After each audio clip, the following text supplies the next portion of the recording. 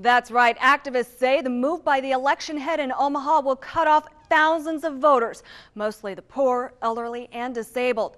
But election head Dave Phipps says it will only mean an extra 5 to 7 minute drive to a new polling area and will save taxpayers about $100,000. So what does that extra 7 minutes mean to all the voters who don't have transportation? Today I found out. Not everyone has a vehicle to drive them to their polling place. How you doing? Dave Phipps has told us and the Omaha World Herald in this article, closing more than half the polling places will require some voters to drive 5 to 7 minutes farther just to vote.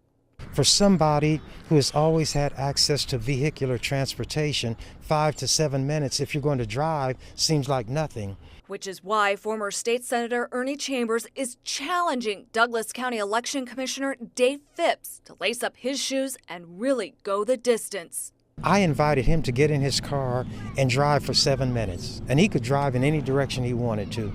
Get out of his car and retrace on foot that distance and see how long it took him and how much territory he actually covered. So I put it to the test. I start at 24th and Lake, begin my timer, and drive. Here we go.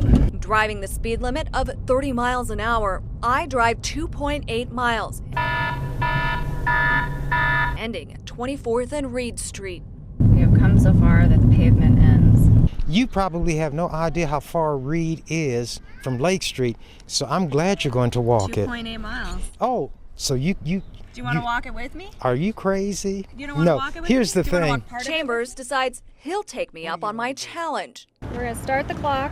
We're going to see how long it takes us. Hey, here we go. And away we go. On our journey, several people stop to ask us what's going on. Hey, how you doing? Good to see you. You too. By the way, as a lady, do you think she'll be able to walk 3 more miles in those shoes? I don't think so, honey. Thank you. Hoofing it in my red heels is difficult at times for me, but beside me, a healthy 74-year-old Chambers admits not every senior citizen is up for such a hike. He said it's to save money.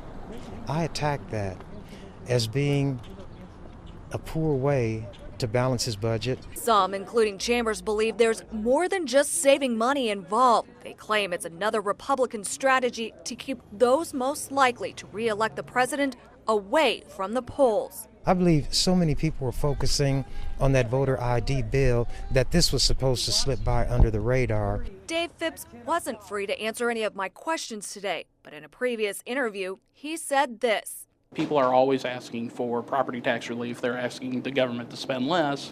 You know, this is one of the things that we can spend less on, and so that's why we're doing it. Hey. Back on our walk, we pick up a few friends wanting to help us test Phipps' 7-minute drive to a polling place. When we finally arrive at 24th and Reed Streets, I look at the clock. An hour and 22 minutes. Chambers points out that's just the time it took for us to walk the 7-minute drive to a polling place. He indicated you might have to wait here 20 minutes before you could vote. And then if you wait that 20 minutes, you're thinking now, I had the incentive to vote when I was going. I had to go, now I got to walk back the same distance. So if you calculated that in the first place, you probably wouldn't undertake it. Our test proves it's a big investment of time and energy to exercise the fundamental right just to vote. Reporting in Omaha, Liz Dorland, Action 3 News.